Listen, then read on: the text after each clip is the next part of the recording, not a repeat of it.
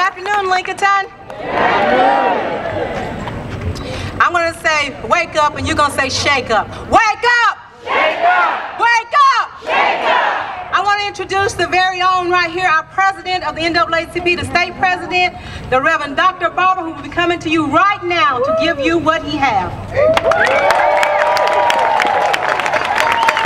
Let's stand up together, forward together. Forward together. Forward together. Now put your hands together and clap. Not for me, but for the dream. Let me thank all of you who come out here today as you're seated, and thank God for our presidents who are here from different chapters. Our local president, give her a hand. For all of you that have come, for all the different organizations that have come. I want to introduce my good friend here, Melody. She is one of the dream defenders from Florida who've been fighting to end the laws, stand your ground laws. So today I normally would stay the whole while. I want you to stay. I'm going to share, and I have to run to Charlotte, but when I heard you were organizing in Lincolnton, and when I heard you were calling people from around other counties, and when I heard that you were going to stand up here in Lincolnton, there was no way we could have these 13 rallies in 13 different areas and not come through Lincolnton and come through this part of the country. Well, I know that when you see black and white and young and old and rich and poor coming together in Lincolnton, we're not in a moment, we're in a movement. 50 years ago, Dr. King told the devotees of civil rights and human rights who came from all over the country and from all backgrounds, from all over the world, and races and incomes and creeds and colors, Dr. King told them where they were, and he told them who they were. Listen to his instructions at the end of that speech. Most of us remember I have a dream, but listen to his instruction. I'm not unmindful that some of you have come out of great trials and tribulation. Some of you have come fresh from narrow jail cells and areas where your quest for freedom has left you battered by the storms of persecution and staggered by the winds of police brutality. You have been the veterans of creative suffering. Continue to work with the faith that unearned suffering is redemptive. And then he told us what we had to do. He said, go back to Mississippi. Amen. Go back to Alabama. Go back to South Carolina. Go back to Georgia, knowing somehow this situation will change. In other words, we meet in Washington to dramatize a national situation, but the fight is at home. The fight is back home. Go back to Lincolnton. Go back to Charlotte. Go back to North Carolina. That's where we must do our work. And I want you to know that we are children of that instruction. We are children of that instruction. All of us, black and brown and red and yellow and rich and poor and young and old and city and rural and Jew and Catholic and Christian and Muslim and people of all faith and those who wrestle with faith, every creed, every color, every sexuality, all of those who believe in the dream of justice and equality. We are children that must heed Dr. King's instruction. Amen. And so on today, the actual 50th anniversary of the March on Washington for Jobs and Freedom and Justice, just about 2 hours after Dr. King would have stood at the Lincoln Memorial, we must remember that Dr. King instructed us and to come back home. And we also must remember, my friends, that he had been advised to leave out of his speech the I have a dream portion. He was told not to use it, told it was too trite. He had first done it here in Rocky Mount, North Carolina, and then later in Detroit. But in the middle of the crowd, kind of sitting like you were, Mahalia Jackson was there. Amen. And almost as though God had grabbed her while he was closing his speech, Mahalia said, Martin, tell him about the dream. Martin kept on plowing through his speech. And then a second time, as she felt him and felt the need for him to rise above the nightmare, she said, Martin, tell him about the dream. Amen. Martin pushed his prepared text to the side, and he said, even though we've got some difficult days ahead, amen, I still have a dream. Yeah. He spoke of the dream that we must have despite the nightmares of injustice. He spoke of the dream that we must have over against the legal tactics of interposition and nullification, the attempts to use all kinds of tactics to deny justice and full implementation of our constitutional right. And like Martin, listen to the voice of Mahalia off stage. Amen. Today, we must listen to the voices off stage, and we must tell friend and foe about the dream. Yeah. President Obama spoke today, and he talked about those voices off stage. He said, for a decade, working Americans of all races have seen their wages and income stagnate, even as corporate profits soar, even as the pay of a fortunate few explode. Inequality has steadily risen over the decades. Yes. Upward mobility has become harder. In too many communities across this country, in cities and suburbs and rural hamlets, the shadow of poverty casts a pall over our youth. Inadequate health care and violence. Yes. He says we must listen to those voices. Those that always hear that the growing inequality is a price for a growing economy and the measure of a free market. Those that keep hearing that greed is good and compassion ineffective, and those who are without jobs and without health care and who are poor have only themselves to blame. People who keep hearing those messages need to hear again about the dream. And those who keep telling those messages need to be reminded of the dream. We must hear, say we must hear, the voices off stage. And so today you are joining 13 other areas as we are taking the dream home. We are called to a deeply moral and constitutional vision of society. Let me be clear about what Moral Monday and Forward Together is about. We are fighting for the type of democracy that places the common good at the center of public policy. We must have a society that articulates the connection between the moral call for justice in our deepest religious faith and the constitutional call for the establishment of justice. And as they marched then, we must march now. As they stood then, we must stand now. As they worked then, we must work now, and we must believe in a better way. And so from Elizabeth City to Greenville to Dunn to Wilmington to Raleigh to Chapel Hill to Greensboro to Winston-Salem to Boone to Concord to Silver and yes to Lincolnton, we are honoring those of the past by taking up the legacy of justice now. We are holding these rallies to dramatize the shameful acts of our state legislature and our governor. We are calling on our congresspeople, like your congressman, Representative Patrick McHenry, who said in 2011 that his party would use race when they redesigned the districts for voting, which we know is unconstitutional. Well, we're calling on him to get on the right side of history and support the reenactment of Section 4 of the Voting Rights Act. And we want you to go meet with him. And we're rallying people all over the state to organize and mobilize their moral outcry, the power of their love and their unity, and the strength of our voices and our votes. We must do this because we believe in the dream. Now, what is that dream? The dream is not Martin's first. The dream is as old as Amos in the Bible when he said, let justice roll down like water and righteousness like a mighty stream. The dream is as old as when Jesus said, the Spirit of the Lord is upon me to preach good news to the poor. The dream is as old as the words that were penned in our Constitution that we are yet trying to fulfill. We, the people of the United States, in order to form a more perfect union, establish justice, ensure domestic tranquility, provide for the common defense, and promote the general welfare and secure the blessings of liberty. The dream is as old as 145 years ago when blacks and whites right after slavery, doing Reconstruction, rewrote this state's, North Carolina's Constitution, a southern state's Constitution. And in it they said, we hold it to be self-evident that all men are created equal and endowed by their Creator with certain inalienable rights, among which are life, liberty, the enjoyment of the fruit of their own labor, and the pursuit of happiness. The dream is what Langston Hughes wrote about when he said we must recover the dream for America to be what America can be. The dream is the dream that celebrates all the progress, but still believes we must finish the work of pursuing a more perfect nation. We still believe in the dream, don't we? We still believe in love, don't we? We still believe in truth, don't we? We still believe in justice, don't we? That's the dream.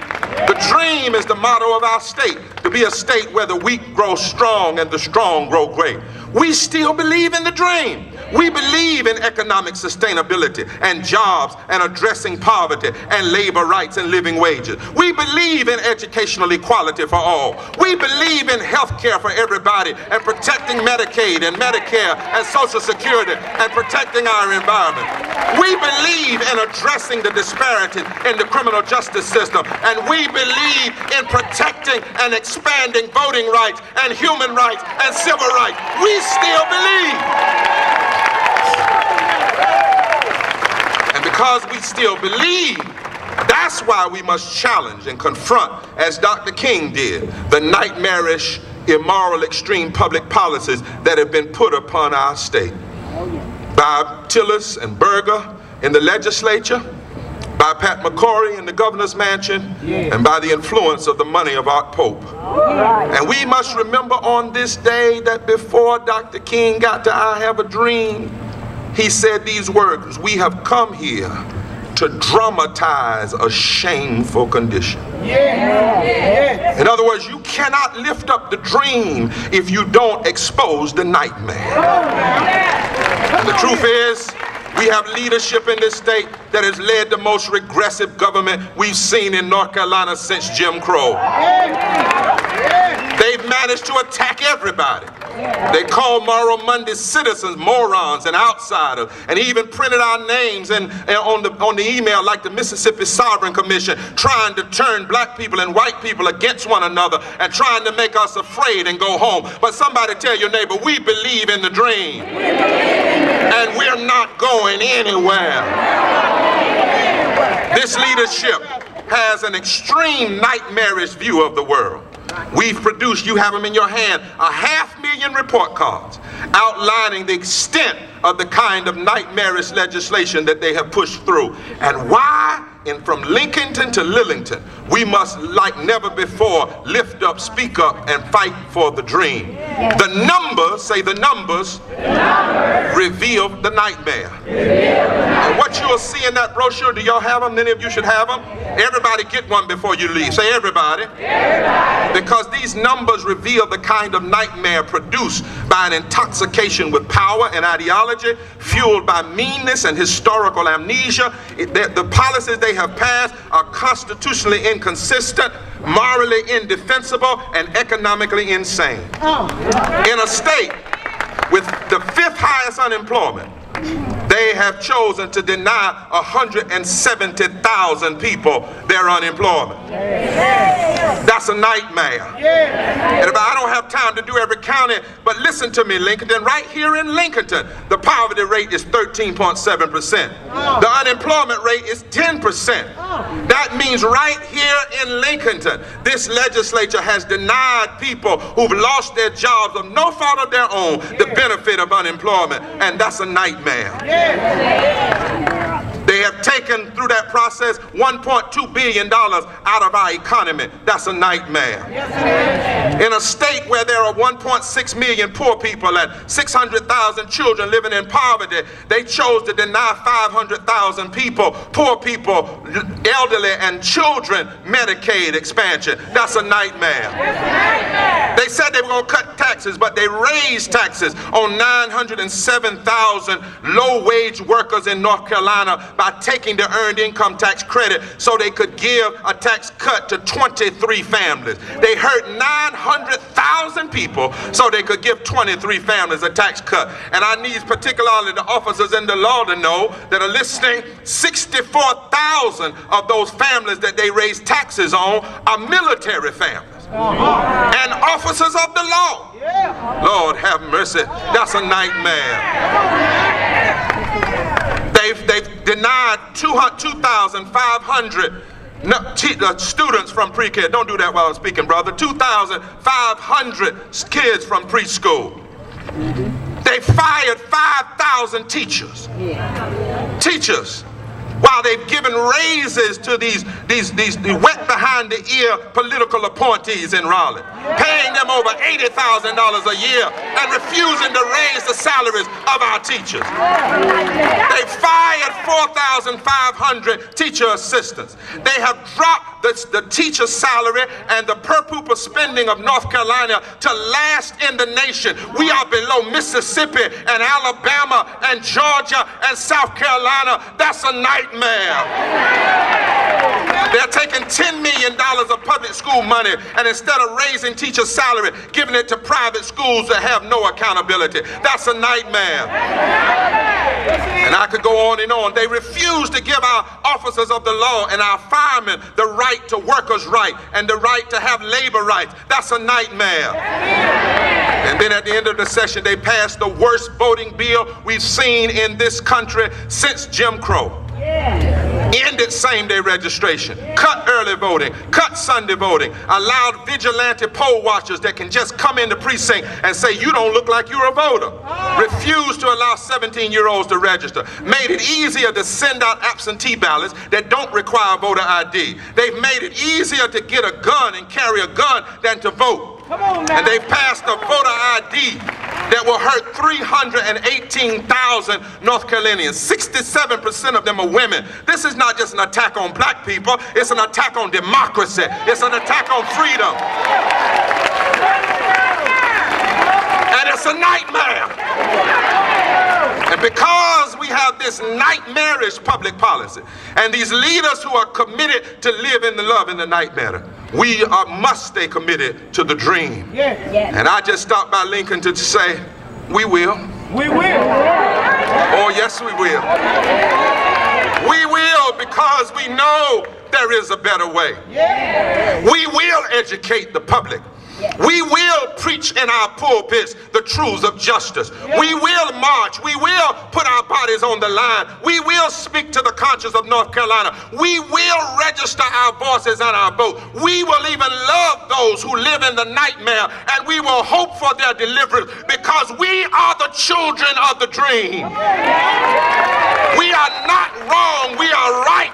Yes. Our hope will not dissipate. Our faith will not resign. Our light will not go dark. Our love will not be diminished. And we will see to it that all people are uplifted and we shall not be weakened. Amen. We are not right, we are wrong. Because the scriptures say, woe unto those who pass unjust laws and rob the poor of their right. We are not wrong, we are right. Because the Constitution says that we are called to establish justice. We are not wrong, we are right, because we live in the legacy of those 50 years ago who marched to turn this country around. And ultimately, though they have temporary power, it's only temporary. We will not be turned back. We will ultimately not lose, because truth is still greater than lies, and always has been and always will be. And those things that are meant for evil can still be turned to good. And the last time I checked, weeping may endure for a night, but joy still comes in the morning. Because they marched back then and stood back then and loved back then and kept the faith back then and came together back then and held hands together back then and told the truth back then, they changed the course of history. They lifted the dream above the nightmare.